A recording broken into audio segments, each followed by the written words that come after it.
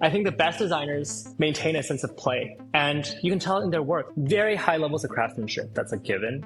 You have to be good at the execution, but then the most important thing is like having soul. I think there's lots of really great craftsmen, but there are very few people who you meet and they're trying to say something through their work that's more than just, I made a beautiful polished thing.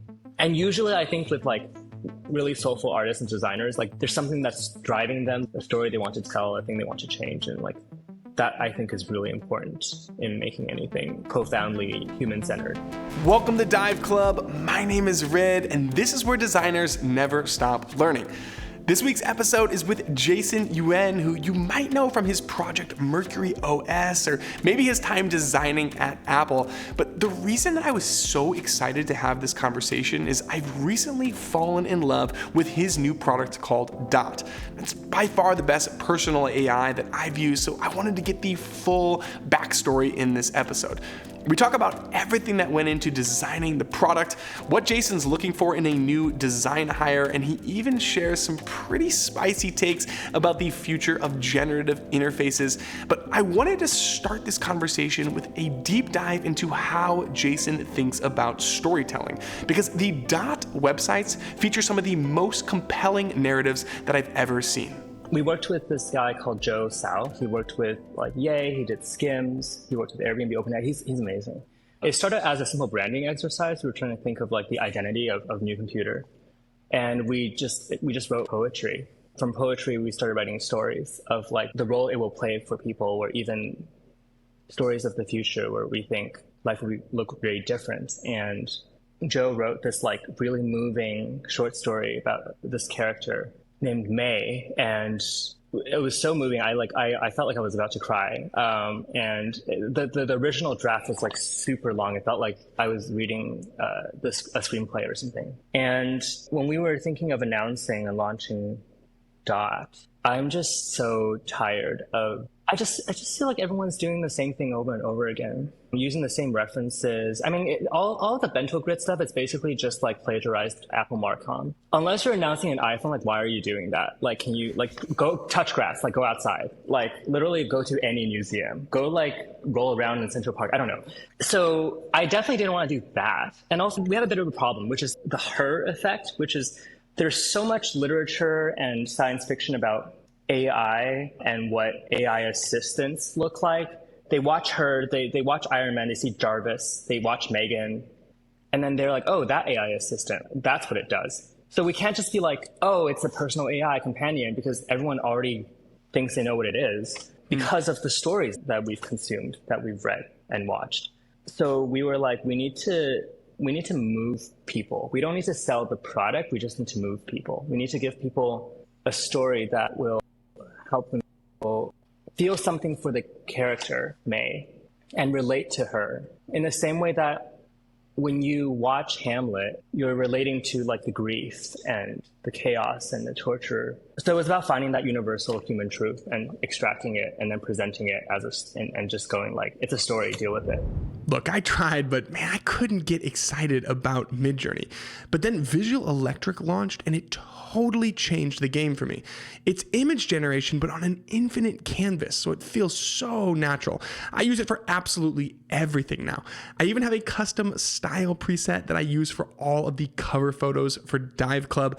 The whole product is super intuitive and very clearly built specifically for designers. So the next time that you need imagery or mock-ups, or maybe you just want to get a little bit creative, I cannot recommend Visual Electric enough. Head to dive.club/electric to try it out. And if you use the code DIVECLUB, you can get your first month for free. That's dive.club/electric. So I recently did an episode with Noam Segal, who's a longtime research leader at Airbnb, Wealthfront, Twitter, and he kept raving about this new product called Genway that he was using in his current role at Upwork. Now, it uses AI-powered interviews to help you gather really rich qualitative data at basically an infinite scale. And I tried it out. I liked the product so much that I decided to use Genway to gather feedback from people listening to this show. So if you have a few minutes, it's kind of fun. Head to dive.club/interview and you can get a little taste of what the future of research looks like. That's dive.club/interview. Okay, now on with the episode. It's interesting to hear you talk about like reading a screenplay in Hamlet, because you attribute a lot of your abilities as a storyteller to your background in theater. So Yeah, totally. Can you talk a little bit more about like what makes that part of who you are as a designer so valuable? Oh my God, it's because I love attention. I mean, no, it's because, okay, like the ancient Greeks did theater because they wanted to affect social change. So the best way to do that is to sort of hold up a mirror to society and go like, this is you, like you like that. I believe very strongly like tech is going to continue evolving exponentially with the next generation models and things. But humans will stay generally the same, at least in the short term. And things that resonated with people back then, even in the time of like Shakespeare, the time of like Socrates or Aristotle, that's human nature, right? So if you can understand human nature, if you can understand the stories that are told every single year, every single decade, stories of heartbreak or tragedy or betrayal or love or lust or all of this stuff, hubris, it's cyclical. If you can understand that, you can understand humans. So my role as a designer, I find to be very similar to my role as a performer or an actor in some ways. I also, it's looking at society and going, what sort of changes do I want to see and how do I propel that change through moving people, through sort of inspiring people, or through creating products that change, the outcome of different people's stories.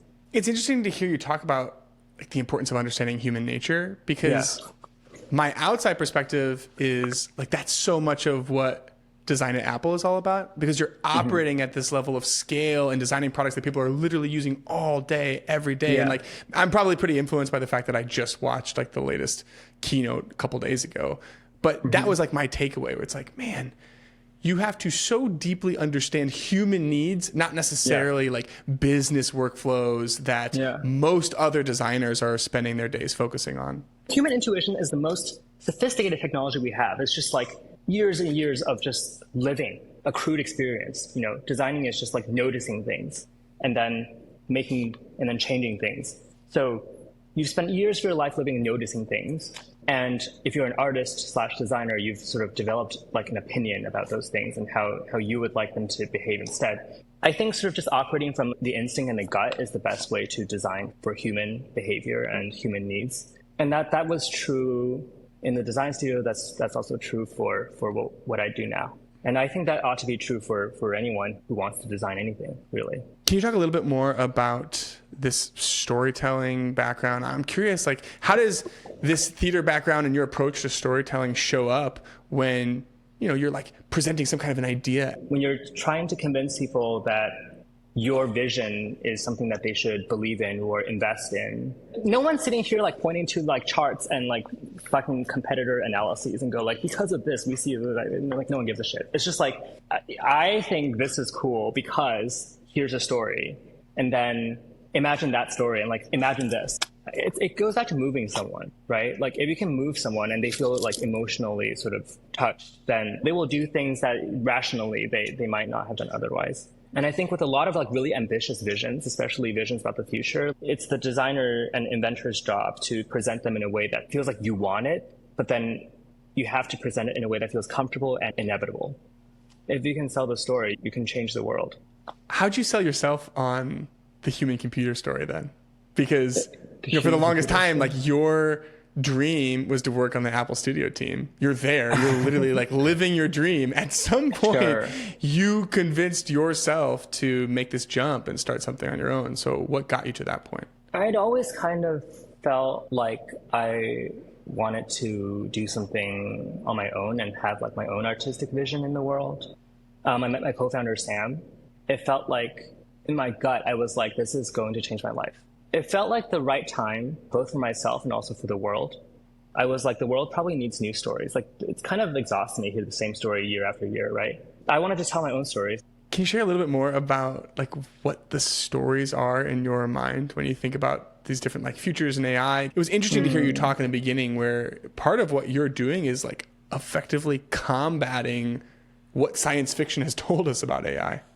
I think there's a world where will have sort of relationships with AI. And that can look like anything from an assistant to like a life partner. We've built the world around us, both physically and metaphysically, to suit like a lowest common denominator, like scale, right? That's sort of like blessing the curse of capitalism at scale. When you design like iOS or macOS, you have to think of the 12-year-old all the way up to the 85-year-old, right? But that loses lots of nuance in terms of everyone is so different, even though we're all the same. Growing up, like I was sort of undiagnosed ADHD and all sorts of like neurospicy traits, whatever.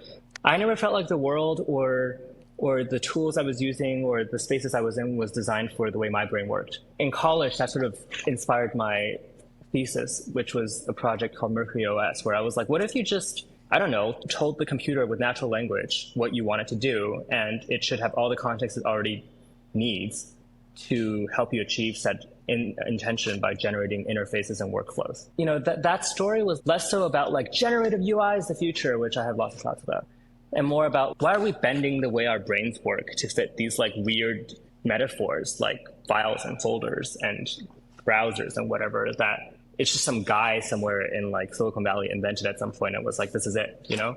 These are all tools that someone decided was the right thing, but maybe it's not the right thing for everyone. So maybe one thing that we should be trying to do is to have computers adapt to each individual and be physically, visually, but also mentally ergonomic.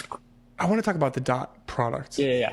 And maybe we can even start high level, because now I'm kind of curious, like, how do these overarching stories and dreams about the way that the world could look, how do you take that and translate it into the design of an iOS app called Dot? If we're starting here and we want to go here, Dot is like this, you know, where I'm like, okay, this is the first time ever that a computer has ever moved someone. It's ever moved me, you know. Content has moved me before. Like, love letters have moved me before. But it's like, that's someone, like the human produced content. But this is the first time I remember seeing like output of like GPT-4 like early last year, like, oh my God, I feel moved. That's what feels like a new computer. It doesn't really matter what the hardware is at that point. It's just the computer can now simulate empathy and emotion. So the journey was about unraveling what is it about the fact that you can feel emotionally connected to a synthetic entity? Like what is it about this experience that feels different, and what benefit can it have in my life if I continue engaging with it? And then distilling it to the very, very core of like, we can create something that sees you and hears you and accepts you for all that you are, with all the complexities and contradictions that come from being human, and help guide you to sort of live a more intentional life that's more aligned with your highest self, your self-actualized self. So it kind of started more like poetic, and then we sort of just made a lot of prototypes. We tried a lot of things. At some point, we made a personal assistant that was like calendar, email, like all the stuff that people think they want, and we were using it internally. We were like, this shit is so boring. Like, I'm never going to fucking use this. Like, people are not that busy. Like, not everyone's running around with 5,000 emails. You know, sometimes you just want to pick up your kid from soccer. Like, that's all you want to do. It's like, those are the human problems that we're noticing that this technology should actually be used for. We just sort of ruthlessly over time simplified, and removed anything that doesn't feel central to the core mechanic, the core experience we wanted to deliver. And in the end, we arrived at the starting point of, here's an AI that has a long-term memory and theory of mind about you, that wants to learn your story and help you write the next chapter. Can you talk a little bit more about some of the key decisions that you were making when you're thinking through like the actual interface for Dot? One model that I stole from my friend Marissa is like 99 no's for every yes. We just created a ton of different abstractions, from voice first to no voice, no texting, to texting only. And we just sort of like tried things to see what felt good. And what's really interesting about these language models is traditionally design is quite deterministic, right? You know, if you're designing an editorial magazine, you know the dimensions of the magazine, you know what spreads Anna wants in the next edition of Vogue, whatever, and you just sort of operate under those constraints. The language models are always surprising us with new capabilities and emergent behaviors. So the way we used to design, which is like, here's a very clean spec of how this UI will work, and the UI will flow out during this time, and it's going to be amazing. The model might not do that well all the time, where you might think it's cool in your head, and when it actually happens, you're like, that sucks.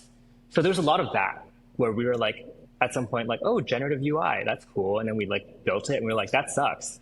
So I think one of the biggest differentiating factors of the Dot product is the long-term memory and theory of mind. We knew that we had to allow the users to get a peek into it to sort of have a sense of how it worked, because otherwise you're just sort of staring at like a chat and you just have to, is the AI remembering things? And the answer has to be like, trust me, bro, which doesn't really work, right? Especially since it's a new technology. So when we first announced Dot in November, our memory interface was different stacks of cards. It was entity-based memory. So we had like people, places, things, and we created this whole backend that was schema focused, like a automatically generated file system, so to speak. That's what traditionally I would have wanted to build in prior jobs with Mercury or whatever, was like, oh, it's cool, we have files. Why don't they just get auto-generated names and filed away? But in practice, what we found testing it was it's super stressful and annoying to constantly see like random artifacts being produced by the AI. Like every line, it's like, Dot remembers this. And then to go into its memory and seeing all the raw memory, we were like, that's just overwhelming. And then it made the experience feel like a chore, like you're using Notion or something. You had to like self-edit all the facts. Then we removed the memory view. And then what we found was that people were like, I don't actually know if this thing is remembering anything at all because it's so new. So we iterated and we thought about it really hard. And one day we were just like, hey, we have this little pinch to zoom out gesture. What if it was writing stories about your life?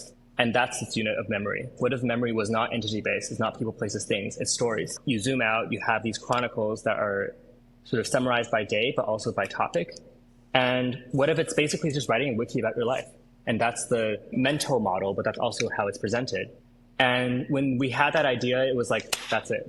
That's what we have to build. So that took a solid year of 99 no's to arrive at that yes. And I think it was really probably the most significant decision we made about that product. How many of those 99 no's were informed by what you are like designing and testing in pixels versus like understanding what the model is capable of and getting into like the inner workings of what's happening behind the scenes? Both. I mean, there's traditional UI design. We had lots of different iterations of the zooming interface. Initially, it was like bucketing by sort of topics. We had generative UI floating around. We had like those platters of floating cars that everyone seems to like. We had they like quiz right UI. I'm just like, I have no comment on that. Anyway, so we had all that. For what it's worth on that, when you first launched the May site, I took a screenshot of the platter of cars and I was like, this is really cool. And I put them in my Notion. And then I feel like I saw them like 500 times since that. Okay, conceptually, the reason why they were sort of floating and jaunty is like, we're trying to capture, hey, the model is probabilistic, it's not deterministic. So sometimes it gets things wrong and it's kind of random. So we don't want to put things in a nice, clean Swiss grid. We just, they're kind of floating around and there's different Z depths and it's kind of cool, like whatever. But like people just use that metaphor like in the wrong way and then it doesn't make sense anymore. Anyway, so that's one thing we actually cut from the final release is it just got kind of distracting. You kind of felt like you're being served ads at some point. And it's like, I don't want to be talking about like my heartbreak, whatever, and the next day I get a beautiful platter. It's like, what are you doing? Like, that's so insensitive, right? So it was also, I guess, informed by the way we saw like people using the application, the way we were personally using the application. And the model is just very surprising, honestly. Things you think are super easy to do sometimes are really hard. And things that you think might be super challenging sometimes are really easy. So as I think designers need to just get in the sauce and like become AI engineers at the same time. If you want to work in AI, you just have to work with the model. Otherwise, you're just limiting yourself to old school design. In what ways do you think that you've become more of an AI engineer? So I do a lot of prompting. I also, thinking of like cognitive architecture, I'm working really closely with the AI engineers. Sort of, I'm learning a lot every day about different models, when to fine tune, when to prompt. We're reading on like these new research about like steerability, the stuff that Anthropic's been doing recently, which is pretty cool. And I find that it sort of helps inspire new ideas. It's so interesting because we talk about this internally, like you have to have like a intuition for the je ne sais quoi of how the model behaves. You can't really describe it. It's just like, I feel like some people just are really good at telling the model how to do things. We're coming up with new cognitive architectures. And I think to develop that intuition, you just have to play with the models. When I first started working with Sam, my co-founder, I was very much still like in like fantasy land of like, oh, just like perfect memory all the time. And it's like Jesus, it's like GPT a billion, it's AGI, ASI.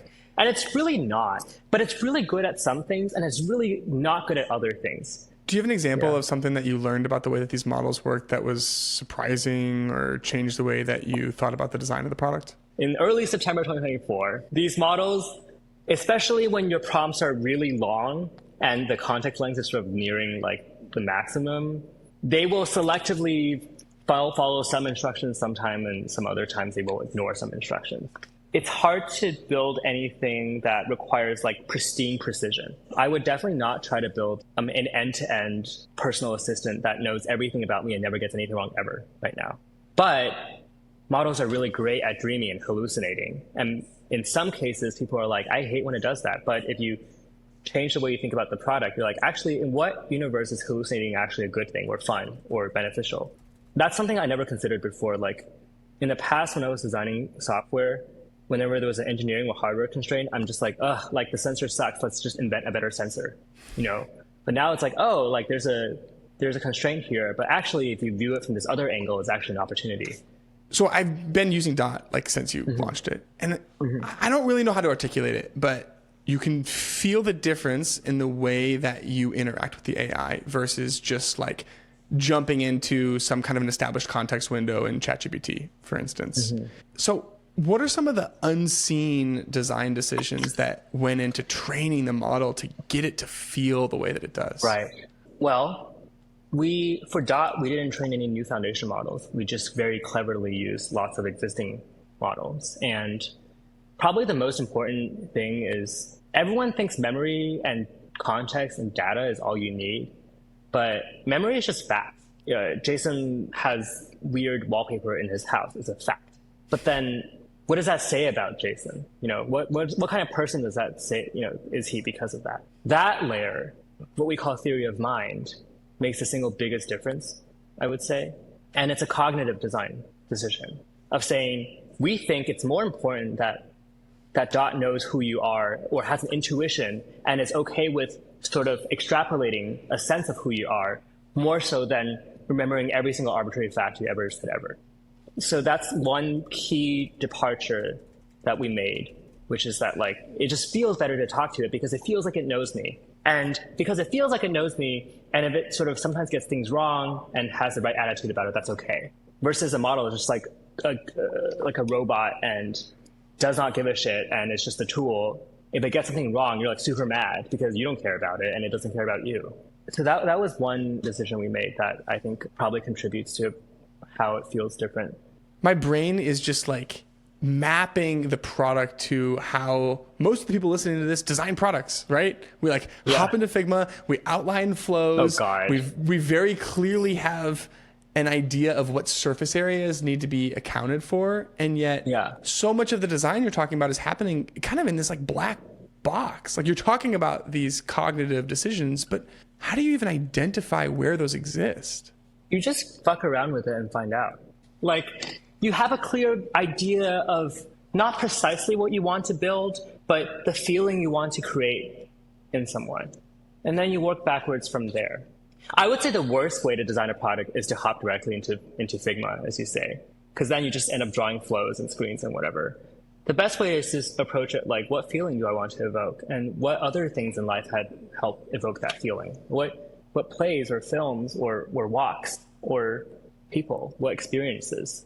And let that guide your process. Like go outside, take a walk, go traveling, draw something, talk to your friend, talk to 10 friends, get really drunk in France and people watch and realize that everyone just likes gossiping and no one needs a personal assistant. It's like that kind of stuff. I'd say that's a probably better way to design interesting products.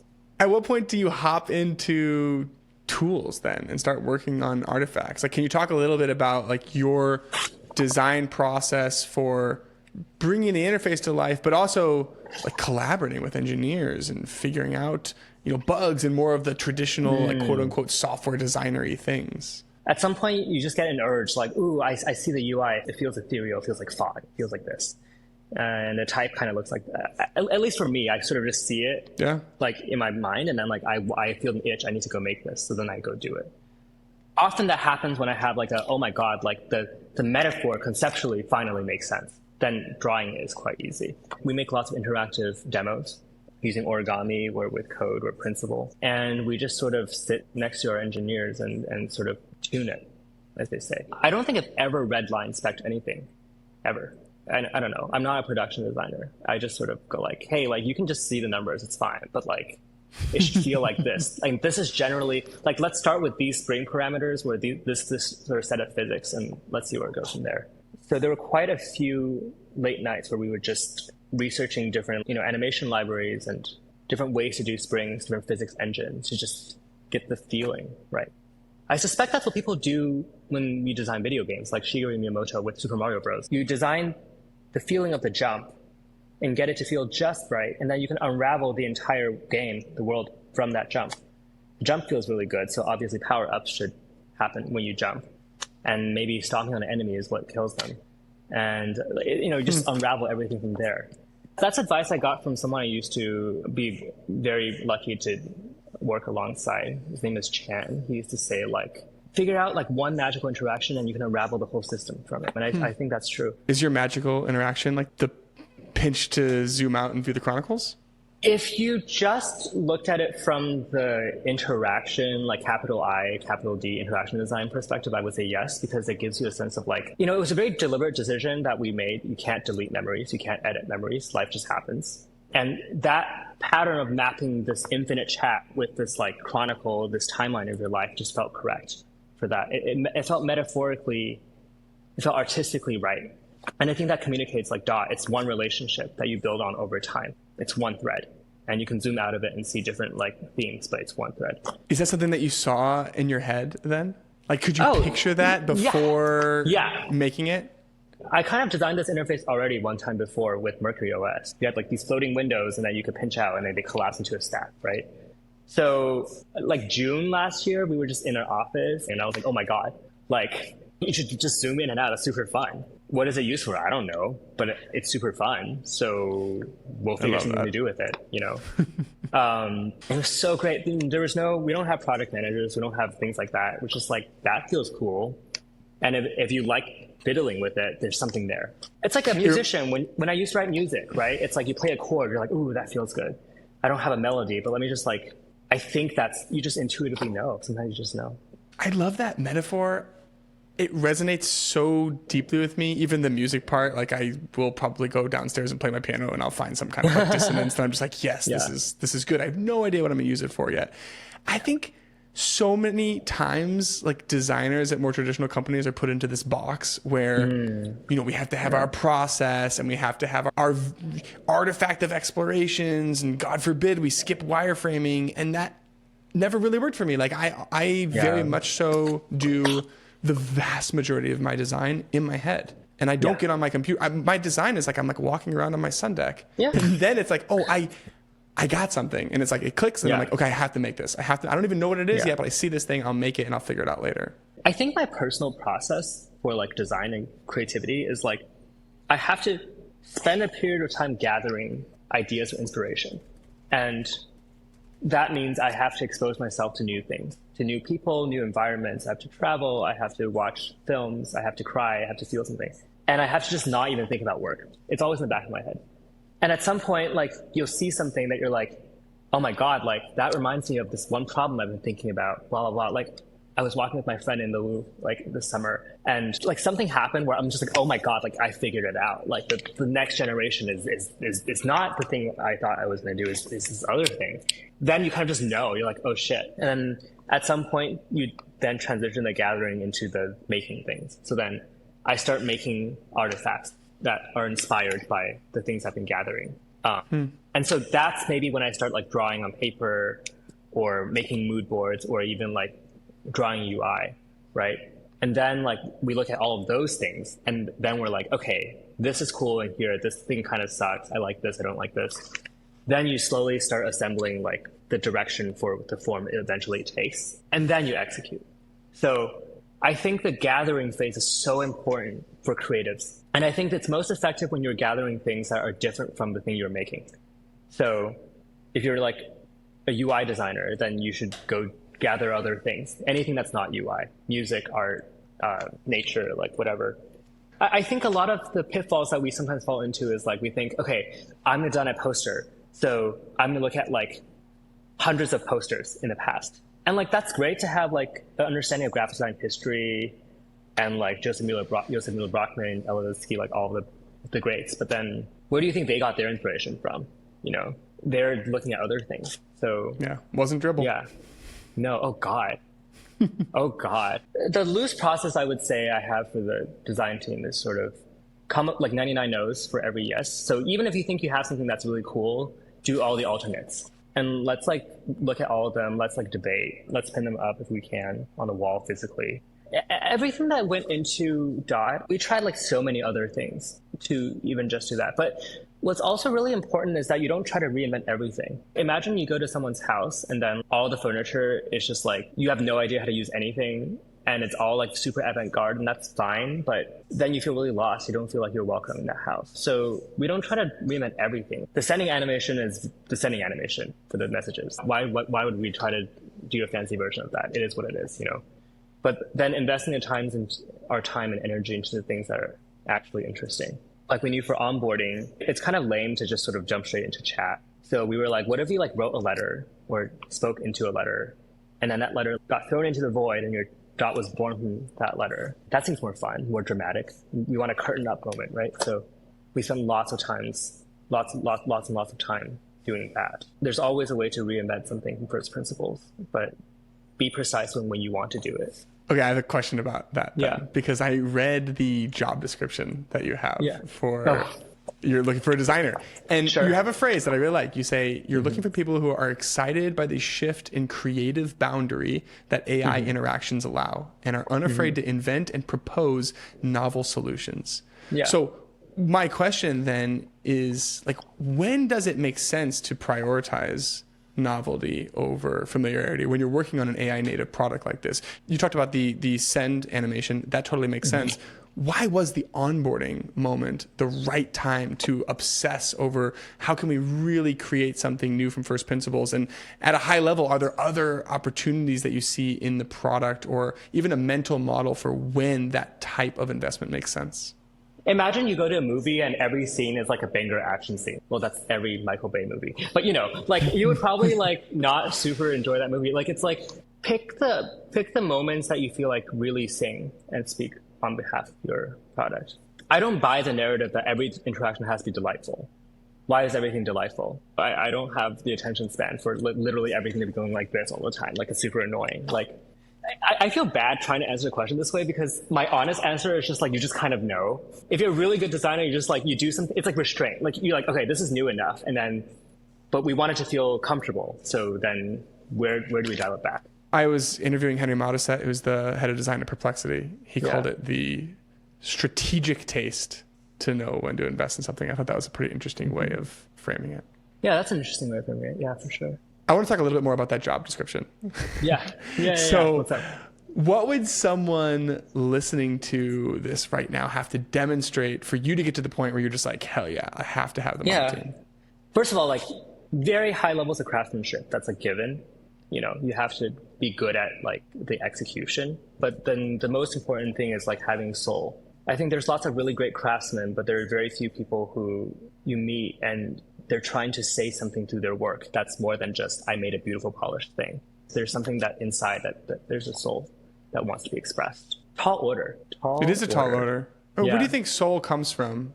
Thinking about it from the human perspective, like I don't really want to hire anyone who's like, if you're like, why do you want to work on this product? And they're like, because it's AI is the future. I'm like, and so what? Like AI is just a computer at the end of the day. I'm like, but like, what about it exactly is exciting to you? Why do you feel drawn? Like what part of your life story is propelling you to try to invent something new?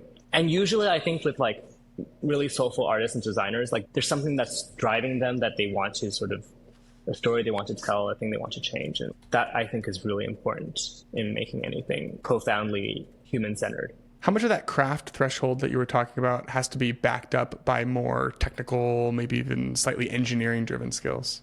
Yeah, the other thing is having an intuition for models in some way, wanting to play with the prompts and the models, feeling really passionate about that is really important. Coding and all of that stuff, like I don't really care. If you can use the tools that you need to express the ideas that you need at the fidelity that you need them to express that, whatever you do is fine. You can make me like a flipbook animation. And if you think that's enough to communicate to the idea and also communicate how to implement it, like, yeah, go ahead. Okay, so I want to zoom out a little bit and talk about just, some speculations about like future design. Where's this all heading as someone who's thinking a lot about AI and its impact? And you've mentioned MercuryOS a few times now. So maybe we could even start by using that as a lens, because your North Star back in 2018 was to build a truly fluid computing experience. And it's kind of interesting because like that possibility has taken center stage again with all of this discourse around AI. So maybe to start, how has your thinking around this set of problems or opportunities evolved over the last 6 years? So I'll tell you what Mercury started as. It started as different ways to launch iPad apps or have iPad multitasking. Because at the time, I was like an Apple fanboy. I bought the new iPad and had a pencil and I was super excited. And I'm like, I don't want to use this. This is so annoying, so cumbersome, whatever. So it started as a sort of app launcher, window management idea. And that was what Mercury was for like the first 6 months. But I knew the feeling I wanted, right? We had Chrome that's solid. What if we made it fluid? Mercury is a metallic looking liquid. So I knew the feeling, like poetically, I knew the feeling. And I knew that this sort of like app switching stuff just didn't feel, to me, like all the demos it just didn't feel like it lived up to the name, to the poetry of it. So I visited some of my friends like Marissa Liu and Cameron Burgess and folks at Carnegie Mellon, which is where they were at the time. We just had lots of conversations. At some point, at the end of the trip, I was like, oh my God, it's not about fluidly changing apps. It's just the apps themselves. That's the problem. So because of that experience, I was inspired to sort of shift my fundamental assumption about what I was doing. And because of that, the end sort of vision came rather quickly. As soon as I started drawing it, it was like, oh, yeah. And then I would do this, and then I would do this. So that was the primary assumption that was inverted, which is that apps and app switching and multitasking was the issue. When in reality, it's like, no, the fact that you have to do any of that is the problem. Right? Now, the solve back then was like, you tell the computer what you want and it might generate interfaces or workflows to help you do the thing.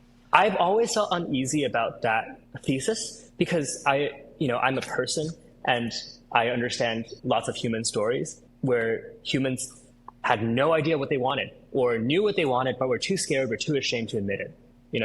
Like I'm not going to tell my iPhone I want to bed rot for 4 hours while scrolling TikTok content. I'm not going to say that, even if that's what I want to do, because why would anyone do that? You know what I mean? So, but at the same time, that's what ends up happening. So I was just kind of like, this is a very utopian vision of the future that requires a very utopian vision of humankind. So with this newer technology, what was really appealing is like, I can say something, but given what you know about me, what do I really mean when I say something? When I say like, oh, I like miss this one person, like what do I mean by that? Like, do I really miss them or do I just miss the idea of them? Like, it's like understand my vulnerabilities and my story and respond to the need that I'm not expressing. So with Dot, it really wasn't important whether or not it generated workflows or UI at all. I actually think generative UI is like super overhyped in some ways. I'm like, hey, there's a time and place for determinism. My glass is the same shape every time I pick it up. Isn't that great that I develop muscle memory? Like, you really want your music player to have a different layout every single time you use it? Like, are you insane? Like, it's like, let's be strategic with the taste here, like Henry would say. Not everything needs to be probabilistic, but not everything should be deterministic. But the thing that really shines with probabilistic computing that LLMs and different new models enable is it allows you to express yourself in slightly less precise ways. Whether, with a language model, you can talk around the shape of an idea and the model can sort of extrapolate into the middle of that shape and go, I think you're talking about this. And that's kind of what Dot tries to do. With next generation models, with multimodal models, with next generation sensors and hardware, people are going to be able to express themselves with like gesture, tone of voice, eye contact. We have a little bit of that in Vision Pro, like you have eye tracking, right? Like you watch people give a talk, they're not just like sitting there like moving their mouth, they're moving around, their speech has inflection. Sometimes their voice might crack a little bit when they talk about something emotional. All of this information that we're giving off as people will be interpreted by computers. So it enables us to sort of just be ourselves. And then hopefully the computer will help us manifest the version of ourselves that we want to be. So generative interfaces is actually something that's come up on this show a few times now. And I can tell listening to you talk that you have a take here. So what's your thinking on the future of generative or more malleable interfaces? Listen, if a computer is so smart that it can create like such amazing software for you to do everything with, like, why isn't it just doing the thing you wanted to do to begin with? I'm not saying that there isn't a time and place for malleable software, but it's like the same thing with crypto. Just because cryptocurrency exists and the blockchain exists does not mean you have to move the entire world onto the blockchain tomorrow. And it also does not mean it's a better or more efficient process at all times. Right? I don't know. It's the same thing here, where it's like, just because you can now doesn't mean it's the best experience. And also, I think where generative interfaces are heading in is just every single pixel on your display is going to be generated. Because right now, you're having the model draw platters with like buttons and like moving them around, and maybe you fine tune it on a certain set of like UI parameters, whatever. But like in the future, it's just like everything you're seeing can be generated on the spot, like real time diffusion. Like imagine the Luma model or the Sora model, but like in real time. Like I think that's where actually it gets interesting. That we have very little science fiction about, because all the science fiction material show like deterministic interfaces that people are moving around with their hands and doing whatever. But it's like, we might move past physical materials as a metaphor. Current UI, the metaphors are what? Glass panes, windows, right? And cards, playing cards, because you're swiping on a deck of cards. What are the new materials that enable new interfaces? What is even the material of anything can happen? Water is really interesting, right? Because you can have snow, you can have hail, you can have fog and steam and gas and liquid and ice. So it can exist as a gas, as a liquid, as a solid. So that's a really interesting metaphor to think about for like truly probabilistic computing. And maybe that's why I've been so interested in like Mercury and like fog and things like this in my career. And I know that sounds so abstract, but like I genuinely think like if you're interested in generative UI, like go think about that stuff. It's not interesting to be like, oh, and then it can like, if I want to shuffle the album, it can generate a shuffle button. I'm like, why? Why is that already there? Yeah, so much of the dialogue that I see is like extrapolating design languages, like existing design languages and components. And maybe what you're saying is it's almost like an awkward middle ground. Yeah, I mean, we're in like the puberty stage right now or something, right? It's not post-human intelligence yet, but we're also not pre-AI. So we're in a very emergent time. I don't have enough hubris to be like, the future is going to be this, and I'm going to tell you why. It's like, I think it's going to feel very different, but exactly what it is, I think that story is still up to us as designers to write. It's interesting because it's like, what percentage of us get to spend our time thinking about this ultra future state when we are in a transition period? Because in many ways, I almost feel stuck in limbo, right? It's like, okay, we have this new technology. There are potential short-run applications that we can use to build interesting things in an old world paradigm. But the technology is also not quite there where I can capitalize on like your water metaphor, for instance. And so it's like, we're in this middle ground where it's like, okay, well, like nothing really matters that much in the short run. That's why telling stories is so important, because what do you think everyone at OpenAI is trying to build? They all watched Her and decided that's the story they want. So now they're like, ooh, like we're going to build Her. And like, it's super cool that they're doing that. But like, what if we told a different story? And what if the story we told wasn't possible now, but it's emotionally visceral enough to inspire people to sort of start building the technology towards that direction, so that one day we could make that happen, right? So I think that's our job as creatives and storytellers. So what stories do we need to tell to make sure that the future that we are going towards is the version of the future that we want to live in? That's the agency we have. Listening to you talk, I think it's clear that I underestimated just how connected Dot was to the original vision for MercuryOS, and how like this kind of, it does feel like the second act in some ways. I mean, even the visual design, right? If you're looking at it really closely, it's using the exact same color palette of dawn and dusk. The metaphors of fog, things moving in and out of focus, zooming in and out, is exactly the same. It just feels like a spiritual successor. And I think we're now working on the next thing, which will, I think, feel meaningfully different from both the current version of what it is today and also MercuryOS back in the day. You mentioned 2.0. I know you can't give it away, Is there some little teaser that you can give for just like what you're thinking, or maybe even some of the driving functions behind the change? I'll say this. I think it's a fundamental inversion of one of the very initial sort of assumptions that we've made. And it'll make, like, when we announce that, I think it'll make more sense. But it's just a big inversion, which is kind of fun. But we're still trying to, figure it out. And the most elegant way to express it. And by elegant, I mean, like, if you're like writing a play or a movie, every scene, for that scene to exist, the character has to enter the room and then exit the room, and something has to have changed, right? Otherwise, like, why is this scene here? Just distracting people. And so that's how I feel about every, surface area, every feature, every interaction, every like tap or lack thereof is like, can we meaningfully create this experience without it? If we can, like, why are we doing this? Simplify, simplify, simplify. Make it simple. Like, who cares? And then there's another one side by side with it, and it says, because it looks cool. Because it looks cool. And then the top has all of the jargon. Yeah, because it's cool. Like, what the fuck is A/B testing? Like, I've never done that my entire life. Like, I don't know. Like, why? Like, isn't your whole job as a designer to have taste? If your taste can't tell you what's better, like, why do you have a job?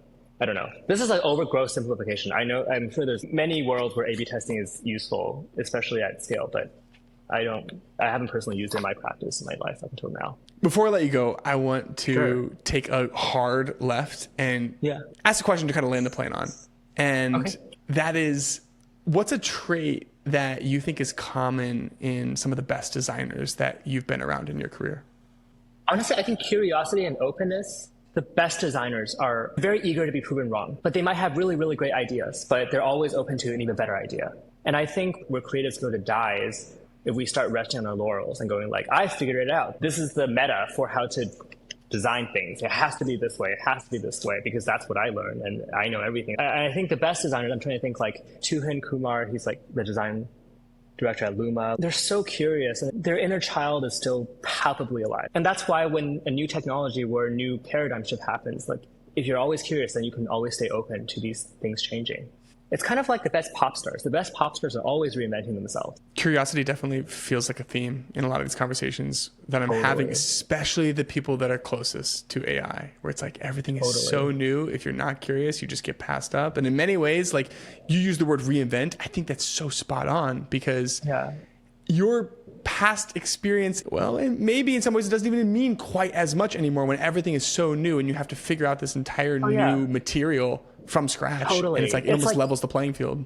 If you spent your entire life designing an aluminum phone and then suddenly you're doing titanium, you have to learn the qualities of titanium and things like that. It's the same here where you spend your entire life designing deterministic interfaces and now there's probabilistic technologies. So we can take learnings from the material that was before, but to understand a new material, you have to play with it. You have to take it out of the Play-Doh box and go like this. You can't like draw a little picture and show your like engineers like, hey, can you make the Play-Doh do that? And they're like, no. But the Play-Doh can do this, the Play-Doh can stretch. Have you considered that? It's like, you just have to play with it. I think the best designers maintain a sense of playfulness. They like to play. And you can tell it in their work is playful. That element comes through. And I think that's why I said inner child. Well, Jason, this has been amazing. Thanks for coming on and just giving us a little bit of a glimpse into how you think and your vision for the future. And it's just really inspiring to hear the way that you approach your practice as a designer. It's fresh. And I really appreciate you taking the time to share it with us today. I had a great time talking to you. Thanks for facilitating such a wonderful conversation. Hey, it's Red. Don't forget, if you want to go even deeper, each week I send an email out to over 10,000 designers with bonus resources and key takeaways from these conversations. So head to dive.club/email to sign up. Okay, I'll see you next week.